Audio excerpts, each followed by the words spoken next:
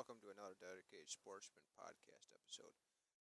Your host, Brian Morrison, and today will be the first episode of the Tailgate Stories.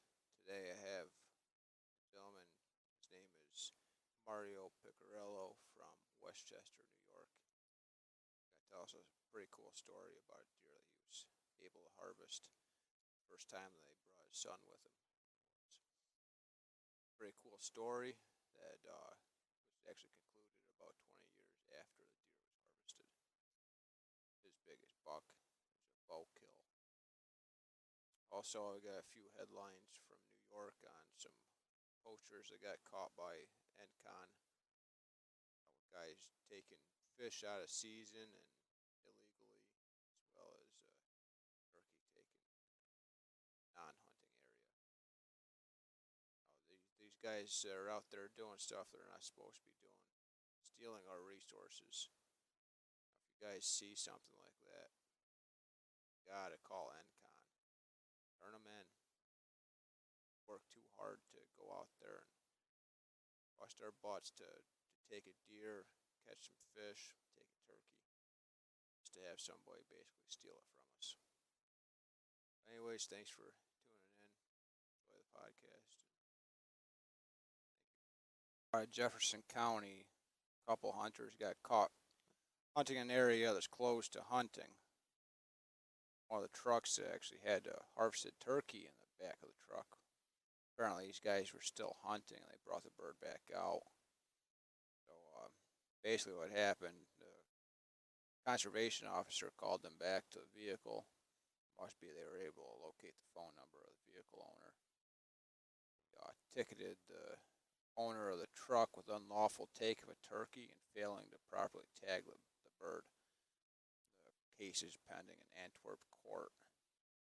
Fort Drum Conservation Law Enforcement also issued multiple citations to the vehicle and their hunting partner for violating Fort Drum's regulations. It's a area that's off limits to hunting. Guys went in there and they hunted on an area they weren't supposed to be, so you gotta follow the rules out there. Another big case came out of Greene County. On May 4th, ECO Lieutenant Glorioso received information on 5 subjects that were in the process of netting several fish at the barrier dam of the Scary Creek in the town of Prattville. He stashed the catch in the vehicle and they were hiding the fish in that vehicle, and once NCON got wind of that, they responded to the area, located the group of anglers, and searched the vehicle. Revealed a large garbage bag containing a total of 27 fish, including suckerfish, trout, and smallmouth bass. Smallmouth bass are out of season right now. The season doesn't open until the 3rd Saturday in June. They received tickets for taking fish by means other than angling and possession of the smallmouth bass out of season, and also fishing without a license.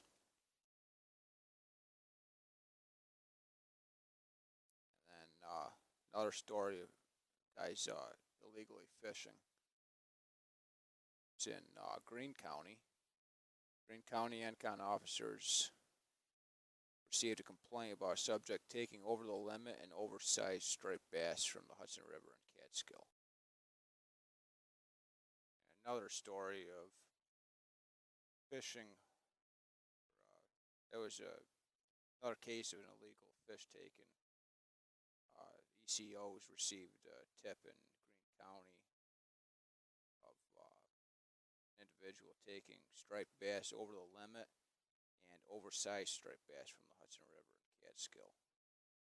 On May 12th, Lieutenant Glorioso and ECO Palmatier, dressed in plain clothes and unmarked cars, observed an angler catch and keep an oversized striped bass and bring it to a second subject's car, who drove away. Followed the second subject to the residence and observed them unload the 39-inch illegal fish. ECOs ticketed the angler for failing to use approved hooks while fishing for striped bass and taking striped bass out of the slot limit. Officers ticketed the second subject for having the possession of the striped bass. It's all returnable to the town of Catskill. Like I said, guys, this is stuff that I pay attention to. The NCON officers are out there. They only can catch these guys if they get tips. There's not many NCON officers in the state of New York. I want to say there's only around 300 officers. New York State's pretty big, so 282 conservation officers. They need our help. There's a lot of illegal activity going on out there. So if you see something, hear something that's out of place, it's really easy to send in a tip to these guys so they can follow up on it. They're only taken away from the guys that are out there doing it legally. So keep that in mind. Anyways, enjoy the conversation I had with Mario. It was a pretty good one. Pretty cool story from downstate New York. On the line with Mario Picarello. How are you today, Mario? Hey, how are you, Brian? Everything is fine. Going good. Weather's nice for a change. Yeah, a pretty cool story you'd like to share with us. Yeah, it's probably the coolest one I'll probably ever have. I have a son. His name is Rob, and he was a youngster. I was always an outdoor guy. Even though I was born in the city in the Bronx, New York, I always loved outdoors. Always went fishing and stuff. Started hunting at a later age, like around 30. I had a buddy of mine introduced me to it and loved it ever since then. So I was always outside in the woods, and my son was always outside. We were hunting and stuff like that, but he could never hunt because he was too young. He used to tag along when we tracked the deer and, put out stuff and tree stands. He would help. So one Saturday afternoon, he was probably around 9 or 10. I said, you know what, Rob? I had put a double tree stand up on the edge of a field in Westchester County here, where I'm from. We have 100 acres that we have the pleasure to hunt on for the last 20 something years. And one Saturday afternoon, me and my brother-in-law and him, we went out. We set up in a double tree stand up in a tree about 15, 18 feet up. And my brother-in-law set up in a swamp to our left about 200 yards. I had brought a deer call and some rattles because I know after a while he would get fidgety. So I give him something to do that was associated with hunting. And he's done it before in the backyard, practicing, watching us and stuff. So we were sitting there. It was getting around 4:30 in the afternoon. And occasionally I say, Rob, give a grunt. Not that I had seen anything to attract interest, but just to give him something to do. And then about 4:30, 20 to 5, he grunted, and I looked in the field, and I saw a four-pointer, and I saw this four-pointer was pushing another deer. And when I got a closer look through the trees, I saw he was about a 10-pointer, big deer, biggest one I've ever seen. And I told him to grunt, and he grunted, and this deer turned around and started walking towards an opening in the wall we were sitting, which was about 35, 40 yards away from us. We were set up right directly in front of that opening, hoping that something would come through. Well, of course, when we saw that, our hearts started pounding. We see this deer coming, and he came on a line right to the opening in the wall. I was standing up already ready with the bow, but I knew he was on the edge of my shot. I had always practiced 30, 35 yards. But of course, practicing in the backyard is a big difference from practicing shooting from a tree stand at a live deer. So this deer came moseying along, and he finally came into the opening, and I said to myself, well, I don't think he's coming in. And he wouldn't come in. He knew something was up. He was looking and looking and looking, head up and down, bobbing and weaving. And he stood there for a good 5 minutes, and I decided to draw back. I drew back. I estimated him about 35 yards because at that time I had no rangefinder. This is going back about 20 years now, maybe more. So I let the shot go, which I thought was good, but he jumped up, bounded away, and headed down the field. And I looked, and my son looked at me, and he was shaking. I was shaking. So we sat down, we were waiting, all excited. So after about 15, 20 minutes, it was starting to get dark. So I got down, went to the opening, and of course, I didn't see anything. Couldn't find the arrow, couldn't see anything, no blood, no hair, anything. So I walked back to the tree stand where my son was there, and I said to him, Rob, I think I missed. So now we're all dejected, sitting there. So I tried not to be too upset because I didn't want him to think that, this is what it's all about. We got a chance at a good deer. The whole spiel. I told them. Meanwhile, my heart sank into my stomach, to be honest with you. And we're sitting there, and about maybe 10 minutes, we were using talkies back then. My brother-in-law calls me and says we had radioed him ahead of time that he had missed a 10-pointer. He hit a rock and saw sparks coming up. So I'm like, you got to be kidding. Two of us missed the same deer within 15, 20 minutes. Well, we're sitting in there now. It's getting dark. Shooting light's almost coming to an end. And my son's sitting there, and I'm telling him, well, Rob, this is hunting. You're going to miss. Meanwhile, it was the biggest deer I ever seen in my life. So I was dejected, but really didn't want to show him too much, but he saw. So I was just sitting there looking down, and he was sitting there. All of a sudden, maybe 5 minutes goes by. He taps my leg, and he taps me again, and he points down. And I look down, and lo and behold, that same deer was about 9 yards from the tree stand underneath us. Now, my son was on the left of me, and this deer is on the left where he is. And my son's looking there, his eyes were big as saucers. And I'm like, oh boy. So quietly, he was so close to us that he never even saw me stand up. I stood up again, drew back my bow, leaned over, and took a shot at the vital area. I heard the thump. I seen the deer jump. Deer takes off running, runs through the opening, which I missed him before, and disappears into the woods. Now, after we're all excited, we figure 9 yard shot, easy. We're all excited. We start wrapping up our stuff. I climb down from the tree stand, can't find the arrow. And now this is a 9 yard shot. But of course, now we're excited. Our hearts are pumping. We're all excited. We just shot a 10-pointer. And I'm looking for blood, and they can't find any blood. And this goes on for about 10 minutes. Now it's getting dark. And I said, you know what? We're just trampling over the woods here. We got to wait. Which is a hard thing to do when you have a 9-year-old thinks he shot a deer. I told him we'll have to come back in the morning. So put our stuff together. We head back to the house, which isn't far from where we were. Head to the house, and we sit there, and it was a sleepless night for both of us. We talked about it all night long. I go over the shot in my mind 10,000 times. How can I miss? I can't find the arrow, so I know I hit the deer. That's what I'm saying to myself. So I gathered my brother-in-law and a few friends the next morning, and as soon as light broke, we hid out. We went back to the opening. I went back to the tree quickly just to give it a little look around. It didn't stay long, didn't look for the arrow, but we went to the opening, and one of my buddies found a pinhead spot of blood on the ground. So we had some blood. So there was some hope. A little farther, maybe 25, 30 yards more, I found another pinhead-sized blood. Well, to be honest with you, the track of this deer, what I found couldn't even have filled up a shot glass.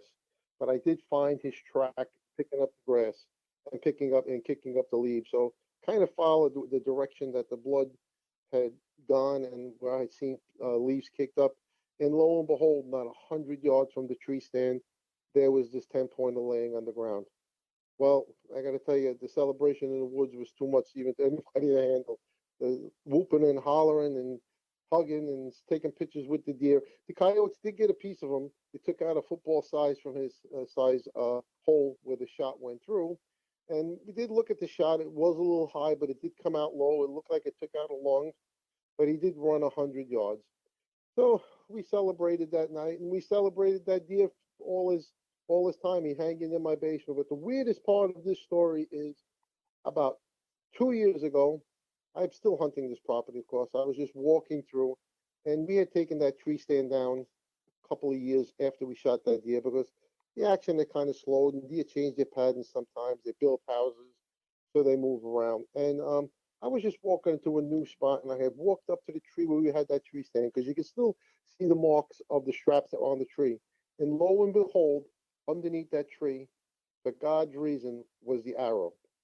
It was an aluminum arrow that was in the ground. Of course, all the fletching was gone.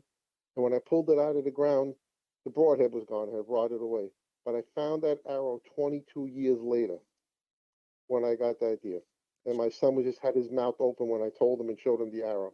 And the arrow was now holding on top of that deer's antlers. Yeah. So I thought that was the coolest story I would ever have. Oh yeah, that's definitely interesting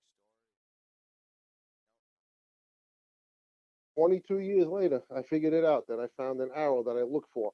I gave up after about a year. I really didn't go crazy. I had the deer. The arrow didn't really mean too much to me. I had found the deer and we, salvaged him, but the arrow was just an afterthought after that. Right. But I walked up to that arrow 22 years later. So, going back 20 years ago, what kind of bow did you have back then?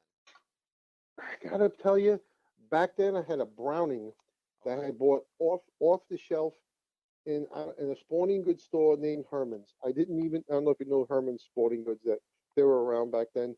We had gun hunted for years. I got into bow hunting, but really didn't know too much. So I bought the bow off the shelf. Never mind getting measured and fitted and anything like that. Right. So I bought the bow not knowing, and then of course I had to take it to the only pro shop there who was around then because I didn't know how to set it up. So the setting up cost double what the bow cost me in Herman's. Yeah. But I got to tell you, I used aluminum arrows, which were about 5 foot long. But I got to tell you, that was probably one of the sweetest bows I ever shot Yeah. in all the years. Now I'm using a name. I'm a Matthews guy. I shoot Matthews, and I have all these expensive bows. But that $150 bow back then shot great. The arrows look like I said, spears, but it shot fantastic. 125 grain. I think they were thunderheads and feather fletching. Yeah. The archery equipment has come a long ways in the last 20 years. I mean, I've only been bow hunting about, well, I started when I could first start at 14. I started, pretty much everything was going to carbon arrows and, Yes. blazer vanes, expandable Yeah. broadheads. Yeah, we went from aluminum arrows to carbon aluminum to all carbon, Right. and that's what we shoot now. And of course, the technology make the let off alone. Back Yeah. then you couldn't hold a bow back for the amount of time you hold it now. You'd be shaking in about 2 minutes. You Right. know, I'm much older than you. Back then, you had a lot of clothes on, and it's happened. You couldn't draw a bow back. You couldn't hold it. Now you pull back a bow, you can hold it 5 minutes. I've held a bow back 5 6 minutes without even having a problem.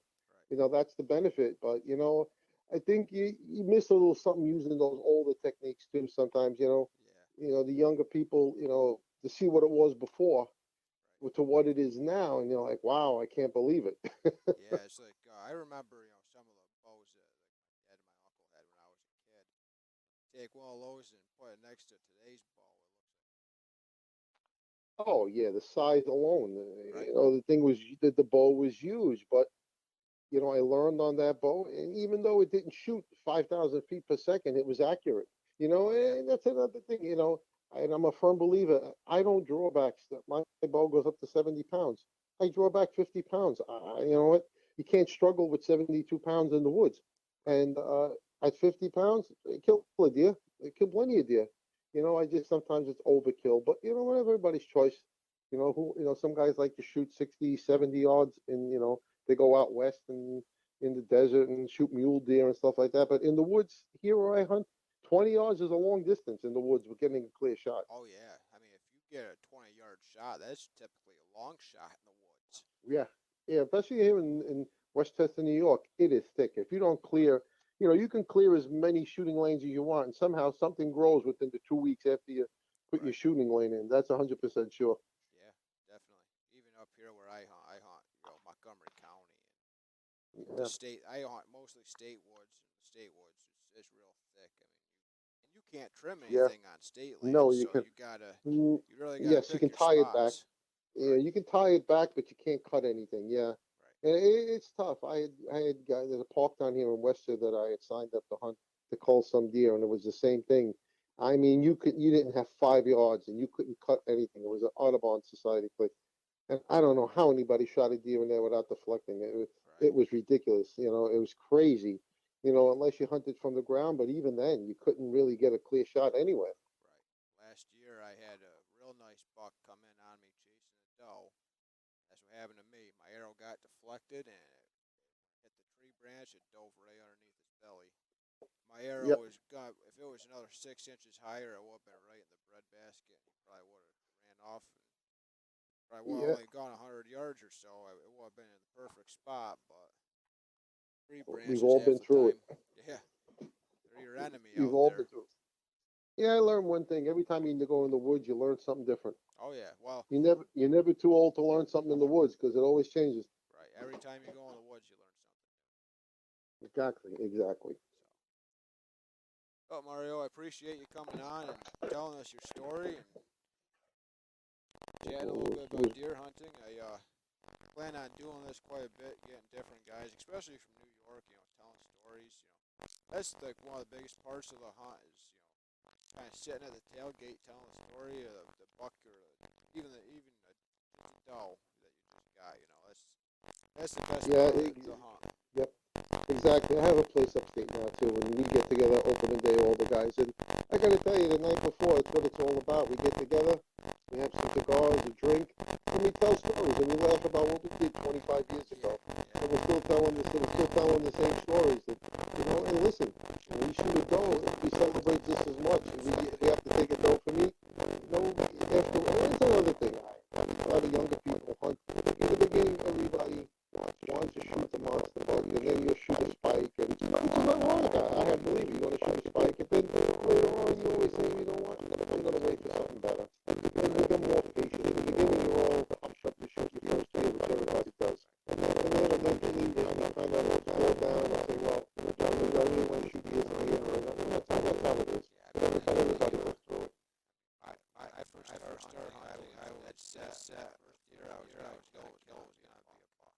I hunted 5 years. I killed my first deer at 19. I killed my first deer with a bow. And my uncle and I were walking in the woods, and we heard deer running. It was daylight already. My uncle actually likes it when it's daylight. Stuff like this happens. Well, this doe came running right up, stopped at 20 yards broadside. I drew my bow back and let one fly right through her. About 50 yards piled up. And when we walked up to where she was standing, we couldn't find any blood. Missed. I didn't miss. I saw the arrow disappear through her, right behind her front shoulder. So we kind of, looked around a little bit more. There was a lot of blood, probably 10 feet wide, and there was blood everywhere. Yep. Looked over the hill because she went down this great big embankment, and all I could see was a white belly. Yeah, I definitely didn't miss. She's laying right there. Ever since then, that's the biggest doe I've ever killed. She probably weighed about 160 pounds. Yeah, That was a well, big, real big that's a doe. big doe. Yeah. Yeah, well, I always say that when I lose the excitement when a doe comes in, or if Oh it's a yeah. big buck or doe, I still get the same excitement. Then I know it's time to pack it in. So I get just as excited when I take a doe as when I take a buck. Absolutely. I've That's said how it goes. since I started hunting, if I ever stop getting excited about seeing a deer or a turkey or really anything in the woods, time to hang it up. Yep, that's it. All right, buddy. All right. Thanks a lot. Anytime, Brian. Take All right. care. Good Bye. luck with the channel. All right. Thanks.